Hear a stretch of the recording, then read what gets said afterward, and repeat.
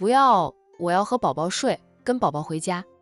沈小军轻点一下儿子的额头，要是你爸爸听到了，准揍你。爸爸不敢揍我，我告诉爷爷和伯爷，他会被爷爷和伯爷追着打。小家伙就是仗着长辈护着，压根儿不怕妈妈的恐吓。行吧，你要跟宝宝回家，随便你，但不许玩太晚，明天还要上学呢。妈妈要和你海阿姨去逛逛，你们要不要跟着？不去，你们买东西太挑了。我们在这里玩，等你们逛完了，我们就回去。沈小军只得叮嘱儿子注意点，别摔着，要看好贝贝。他走回到海童的身边坐下，其他家长起身去看着自家玩了。那张花朵造型的椅子上就只有2人了。咱们到楼上去逛逛，看看有没有想买的。沈小军提议。海童说道，楼上没什么好逛的，不是吃的，就是卖衣服的，倒是有电影院。3小只在这里玩，我也不放心去看电影。带上贝贝，咱们就去楼上逛逛，不买东西。那2个小子就让他们在那里玩吧，有人看着他们。海童想了想，答应了。他起身去叫女儿出来，又叮嘱儿子几句，示意保镖看着儿子。他才抱着贝贝和好友一起坐着电梯上楼去逛逛。苏家的隐身保镖跟战家的保镖碰了个面，大家交换一下眼神，装着不认识一样，继续盯着他们家的小主人，不能让他们有丁点的闪失。2位少奶奶上楼去了，想必也不会逛太久的吧。楼上的确没什么好逛的，不是过来吃东西，又不想买衣服，就没什么好逛。逛了一圈就下楼了。然后海童看到了战月和曾小雅，2个人坐着电梯上楼，战月只顾着和曾小雅说话，2个人都没有留意到对面坐电梯下楼的海童。八说，海童不想打扰老八和曾医生的，谁知道被他抱着的贝贝冲着战月叫喊。战月听到侄女的叫声，还以为自己听错了。贝贝怎么可能在管城大超市呀？这里人那么多，保姆不会带贝贝来这里的。八说，贝贝又叫喊了一声。战月确定自己没有听错，扭头看，还真看到了贝贝，还有他的大嫂以及君姐。不过一上一下已经拉开了很远的距离。海童朝小叔子点头微笑一下，战月回以笑意，还向小侄女挥挥手。贝贝想去跟他的八叔，海童不让。他轻声说，八叔没空，贝贝听话，别去打扰八叔。八叔正在给他追八婶呢。曾小雅扭头看时，海童已经和沈小军抱着贝贝走了。他没有看到海童的正面，问战月，你刚刚和谁打招呼？我大嫂，她带着孩子来逛超市。战月是带曾小雅来看电影的，她买了2张电影票，恰好是曾小雅想看却一直没有时间来看的电影。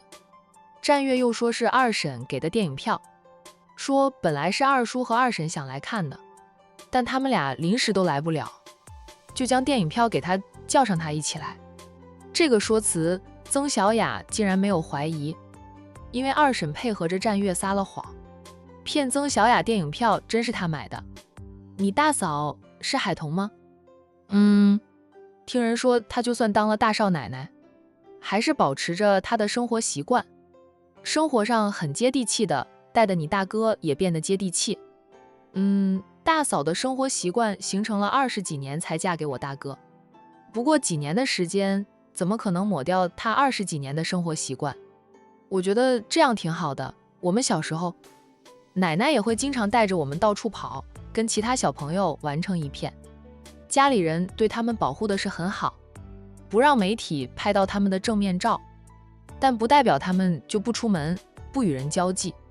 他们也和其他小朋友一样的，想做什么就做什么，想去玩就去玩，没有心理压力。反正知道天塌下来会有奶奶给他们撑住。曾小雅现在越来越了解战家了，她好奇的只要问了战月，她都会告诉他。2个人去了电影院，战月买了点零食，2个人验了票，按指引去了1号影视。里面不算大，还有很多空位。坐下后，曾小雅的手机就响了起来，她掏出手机看了来电，显示是林学长打来的。战月眼尖也看到了，他没有说话。要不要接听，那是曾小雅的自由。别说他还没有追妻成功，就算追妻成功，曾小雅嫁给他了，他也会给足他自由，给他独立的空间，不会束缚他。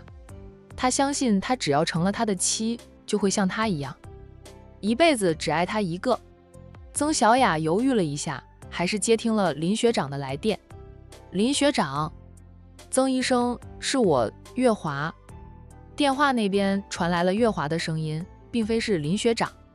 有事吗？曾小雅淡淡地问。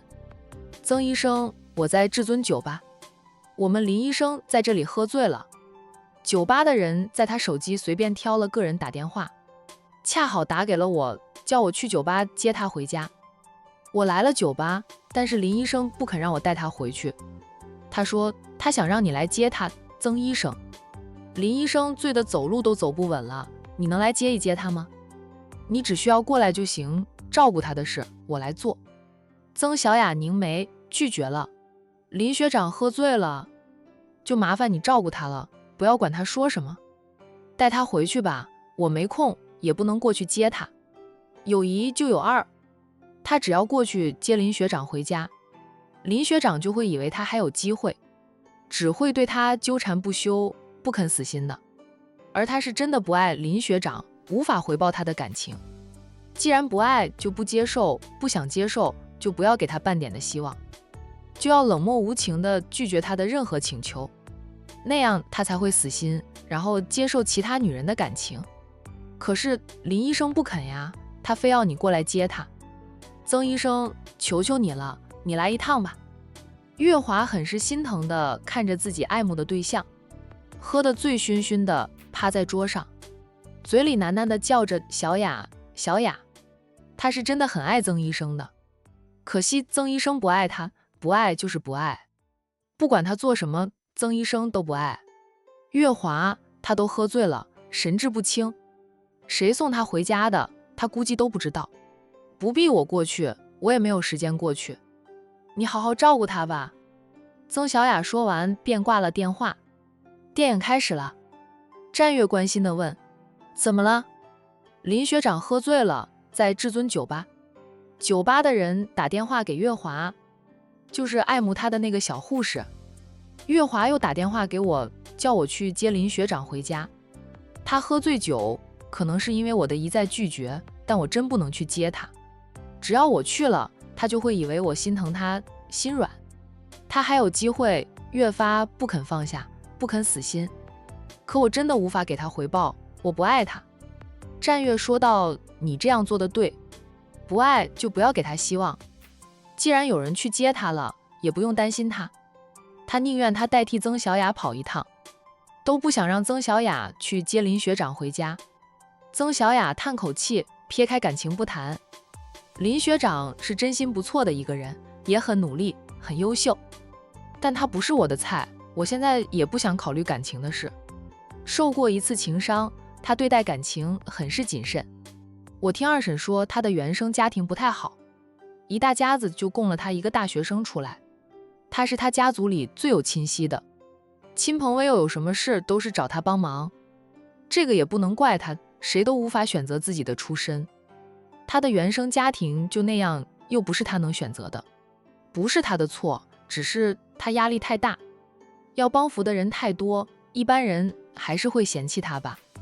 曾小雅轻声说道，我也不能接受，感觉嫁了他就要和他一起扶贫，我只想找个聊得来的，能相互扶持的，而不是找个扶贫对象。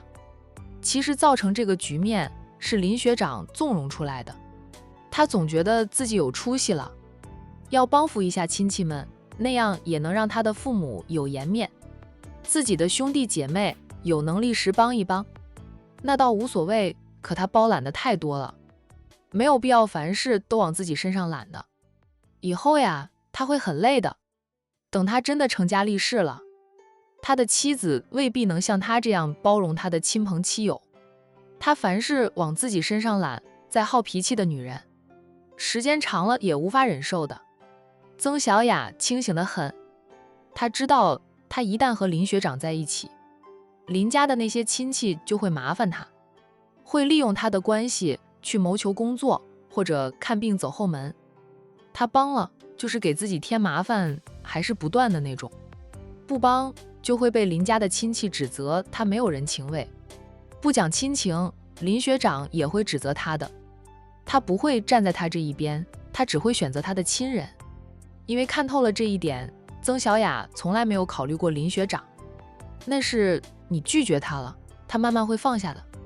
曾小雅默了默后说道：“不知道他，我明天要上班了，没那么多心思去管他。他把你视为情敌，带给你困扰，战先生。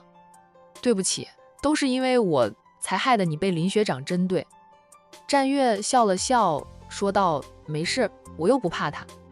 他瞪瞪我，我又不会少块肉。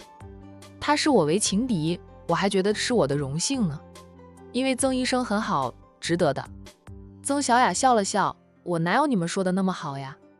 他对战先生胡说八道时，战先生不要跟他计较。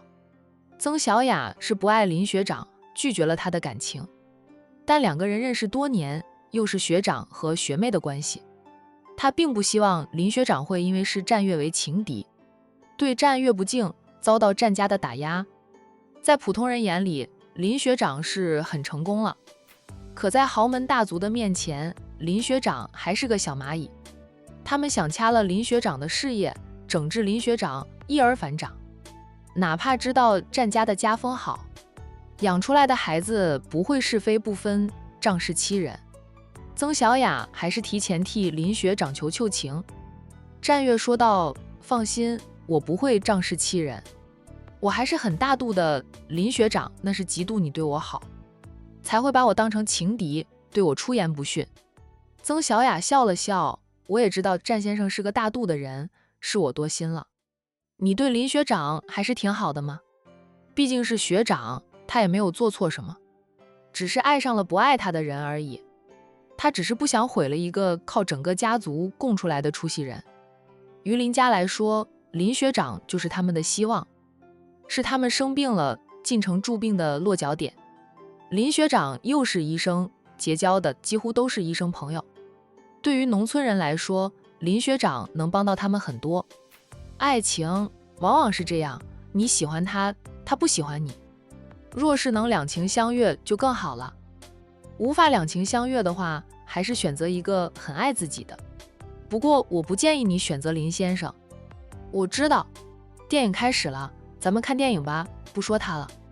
曾小雅不想再讨论林学长，战月其实更不想讨论情敌，只是讨论的时候，他能看清曾小雅对林学长的态度，知道两个人绝无可能，他就放心了。这边的战月和曾小雅看着电影，那边的酒吧里，月华无奈地对老板说道：“林医生，曾医生说他没空，让我送你回家，要不咱们回去吧，我送你回家。”林健是醉了，但还有点清醒，知道月华打电话给曾小雅，他也没有阻止，他是真的希望曾小雅能来酒吧接他。他来了，至少是关心他的，担心他会出事的，他就还有点希望。可是曾小雅拒绝了，他不来。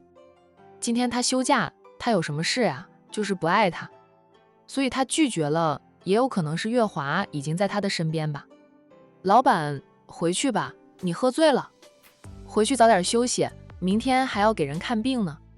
林健趴在桌上不动，半晌他说道：“月华，再给他打一次电话好吗？